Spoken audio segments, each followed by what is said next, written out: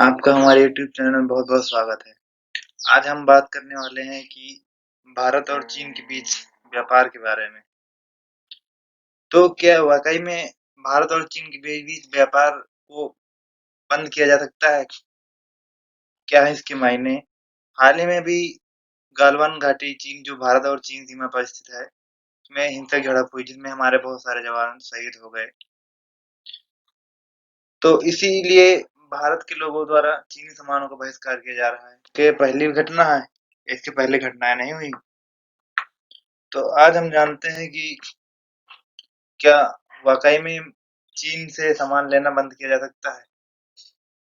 तो वीडियो देखने से पहले हमारे चैनल को सब्सक्राइब कर लें और बगल में बेल आइकन को प्रेस कर दें।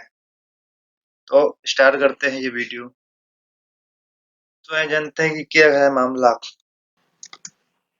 ऐसे समय जब विश्व व्यवस्था को वैश्विक महामारी से निपटने के लिए आपसी सहयोग, समन्वय और सहभागिता की आवश्यकता है। हालिया विवाद का केंद्र अक्साई चीन में स्थित गालवान घाटी है, जिसको लेकर दोनों देशों की सेनाओं में 15 जून 2020 को हिंसक झड़प हो गई। इस झड़प में दोनों देशों के कई सैनिक शहीद हो गए। इस घटना के बाद से दोनों देशों के बीच तनाव बढ़ गया है और वास्तविक नियंत्रण रेखा line of actual control LAC पर युद्ध जैसे हालात बन गए हैं।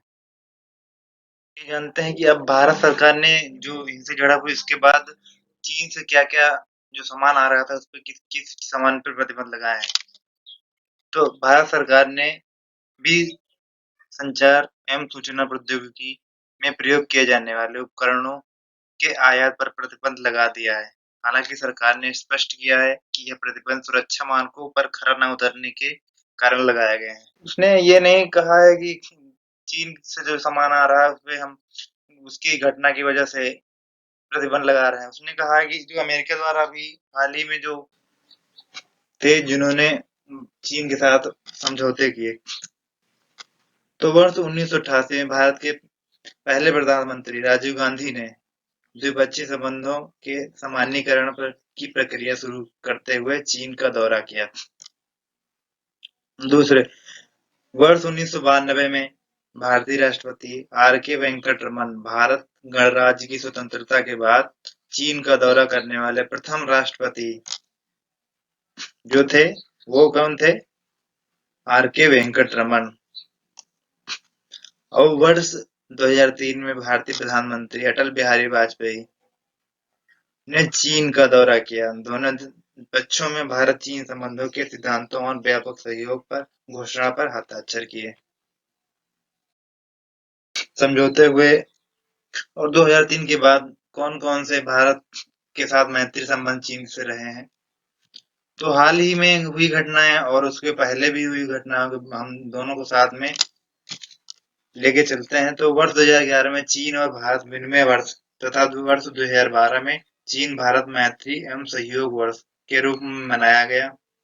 वर्ष 2015 में भारतीय प्रधानमंत्री ने चीन का दौरा किया। जो नरेंद्र मोदी जी थे उन्होंने 2015 में भारतीय चीन का दौरा किया। उसके बाद चीन ने भारतीय अधिकारी की तीर्थ यात्रा जैसे नाथुला दर्रा खोलने का फैसला किया। भारत ने चीन में भारत पर्यटन वर्ष मनाया।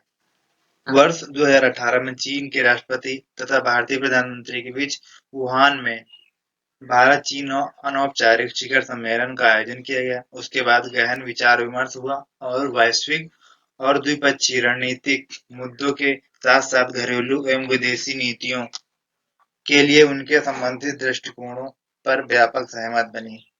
वर्ष 2019 में प्रधानमंत्री तथा चीन के राष्ट्रपति के बीच चेन्नई में दूसरा अनौपचारिक शिखर सम्मेलन आयोजित किया गया। इस बैठक में प्रथम अनौपचारिक सम्मेलन में बनी आम सहमति और अधिक दृढ़ किया गया। वर्ष 2020 में भारत और चीन के बीच राजनयिक संबंधों की स्थापना की 70वीं वर्षगांठ है तथा भारत चीन सांस्कृतिक तथा पीपल टू पीपल संपर्क वर्ष भी है।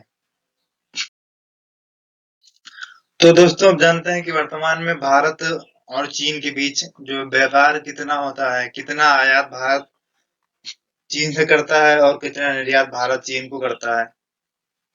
तो फरवरी 2020 में जारी आधिकारिक आंकड़ों के अनुसार चीन के साथ भारत का व्यापार वित्तीय वर्ष 2018 में 17-18 में सॉरी 89.71 बिलियन डॉलर से घटकर 2018-19 में 87.07 बिलियन डॉलर हो गया।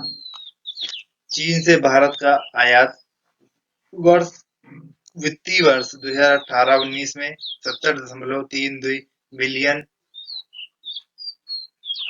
डॉलर था, जबकि भारत का चीन से को निर्यात वित्तीय वर्ष 2018-19 में 16.75 बिलियन डॉलर था। इस प्रकार वित्तीय वर्ष 2018-19 में चीन के साथ भारत का व्यापार घाटा 53.57 बिलियन डॉलर था। दोस्तों, यहाँ ध्यान देने वाली बात है कि भारत से जो चीन जो निर्यात करता है भारत को, वो सबसे ज्यादा है। उसकी तुलना में भारत का जो यहाँ से निर्यात होता है भारत से चीन से, तो 70.32 बिलियन डॉलर का होता है, जबकि भारत चीन को निर्यात केवल करता है कितना, 16.75 बिलियन डॉलर। तो देखिए, सो कितना गुना, 4 गुना लगभग हुआ इसका। इस प्रकार देखा जाए तो चीन का बहुत बड़ा व्यापारिक बाजार भारत है। तो दोस्तों, ये जानते हैं कि अब कि भारत जो है चीन से कौन कौन सी वस्तुएं मंगवाता है, यानी भारत कौन कौन सी वस्तुओं का चीन से आयात करता है। तो भारत चीन से मोबाइल फोन, दूरसंचार के अन्य उपकरण, बिजली का सामान, प्लास्टिक के खिलौने और चिकित्सीय उपकरण सहित चिकित्सीय दवाइयां आयात करता है, जो कि उसके कुल आयात का 14% है। यानी जो 14% है, वो जो भारत जो कुल जो आयात अन्य देशों से करता है, उसका 14% केवल चीन से करता है।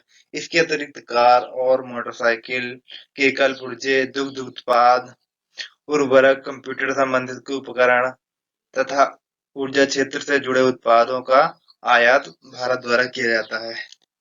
मुद्रण, स्याही, पेंट, वर्निश और तंबाकू उत्पादों का भी आयात चीन से किया जाता है। अभी हाल ही में जो भारत ने चीन से आयात किया है, यहाँ पे उसके कुछ आंकड़े दिए गए हैं 18-19 के, जो कि इम्पोर्ट फ्रॉम चाइना, इम्पोर्ट जो है करोड़ रुपए में है। China accounted for the 13.7% of India total import in 2018 and 19। तो इधर प्रोडक्ट दिए हैं इलेक्ट्रिक मशीनरी 2018 के आंकड़े, 17 और 18 के आंकड़े और 18-19 के आंकड़े, जो कि 17-18 में आंकड़े हैं। जानते हैं कि अब भारत से कौन कौन सी चीजें चीन को भेजी जाती हैं, यानी चीन को जो निर्यात होता है, वो भारत से किन किन वस्तुओं का निर्यात भारत चीन को करता है। तो भारत चीन को कृषि उत्पाद, सूती वस्त्र, हस्तशिल्प उत्पाद, कच्चा लेड, लौह अयस्क, स्टील, कॉपर, टेलीकॉम सामग्री तथा अन्य पूंजीगत वस्तुएं इत्यादि निर्यात करता है। भारत हीरा जवाहरात यानी डायमंड के कुल व्यापार का 36% चीन को निर्यात करता है। अब आयात पर प्रतिबंध की व्यवहार्यता। वित्तीय वर्ष 2018-19 में चीन के साथ भारत का व्यापार घाटा 53.57 बिलियन डॉलर था। ऐसे में भारत वस्तु एवं सेवाओं की उपलब्धता सुनिश्चित करने के लिए चीन की कंपनियों पर निर्भर है।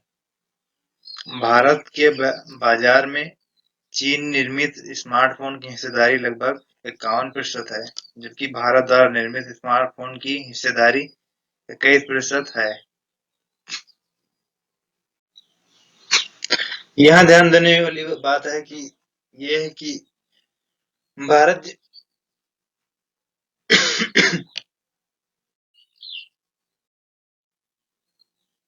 वित्तीय वर्ष 2018-19 में भारत में इलेक्ट्रॉनिक उत्पाद के कुल निर्यात का 60% चीन से किया गया था। चीन भारत के लिए ही नहीं बल्कि दुनिया के सभी देशों के बड़े ब्रांड का मैन्युफैक्चरिंग हब बन चुका है। अधिकांश विख्यात कंपनियां के उपकरण चीन में ही निर्मित होते हैं। चीन के उत्पादों का मूल्य कम होने के कारण भारत के बहुत सारे उत्पादक वर्तमान में केवल ट्रेडर्स बनकर रह गए हैं। दरअसल समस्या यह है कि जितने मूल्य में भारत में उत्पाद बनता है, उससे कम दाम में वह मेक इन चाइना के ठप्पे के साथ बाजार में आ जाता है। बात करते हैं कि भारत द्वारा क्या किया जा सकता है, यानी भारत अब क्या कर सकता है। भारत को अपने उत्पाद क्षेत्र का आकार बढ़ाना होगा। चीन के उत्पाद गुणवत्ता और टिकाऊपन के क्षेत्र में कमजोर होते हैं।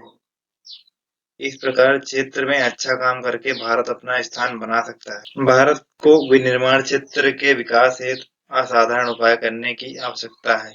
इसमें सफलतापूर्वक भूमि की उपलब्धता व रास्ता श्रम प्रमुख है। उपलब्धता व सस्ता श्रम प्रमुख है। भारत के पास एक विकल्प यह भी है कि वह चीन को दिया गया सबसे पसंदीदा राष्ट्र का दर्जा वापस ले ले। अब बात करते हैं कि मान लिया चीनी वस्तुओं के ऊपर प्रतिबंध लगा भी दिया जाए तो इससे भारत पर प्रभाव क्या पड़ेगा। यहाँ पर यह बात ध्यान देने योग्य है कि भारत अपने कुल निर्यात का लगभग 8% चीन को निर्यात करता है, जबकि चीन अपने कुल निर्यात का केवल 2% भारत को निर्यात करता है। इस प्रकार यदि भारत चीन के उत्पादों को प्रतिबंधित करता है तो चीन भी ऐसा ही करेगा, जिससे ज्यादा नुकसान चीन का ना होकर भारत का ही होगा। चीन के इलेक्ट्रॉनिक उत्पादों को प्रतिबंधित करना भी भारत के लिए हित में नहीं होगा, क्योंकि भारत में अधिकतर इलेक्ट्रॉनिक उत्पाद चीन से ही आती है, जिनका मूल्य कम होता है। यदि भारत में इलेक्ट्रॉनिक उत्पादों पर रोक लगा दी जाए तो इतनी जल्दी इन उत्पादों का उत्पादन भारत में शुरू नहीं हो सकता, क्योंकि इसमें अधिक समय और अधिक निवेश की जरूरत होती है। चीन के उत्पादों पर प्रतिबंध लगाने से यह भारत की क्षेत्रीय संप्रभुता का उल्लंघन कर सकता है और उत्तर पूर्व भारत में सुरक्षा समस्याएं खड़ी कर सकता है।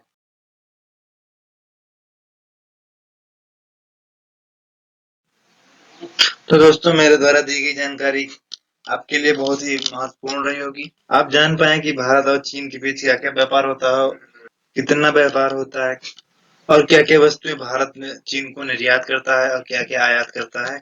जानकारी आपको हो गई होगी। अगर ये आपको वीडियो अच्छी लगी हो तो लाइक कर दीजिए, शेयर कर दीजिए इस वीडियो को और कमेंट करके हमें बताएं कि आपको ये वीडियो कैसी लगी, और अपने सवाल भी पूछ सकते हैं हमें। और जाते जाते हमारे चैनल को सब्सक्राइब करना बिल्कुल ना भूलें।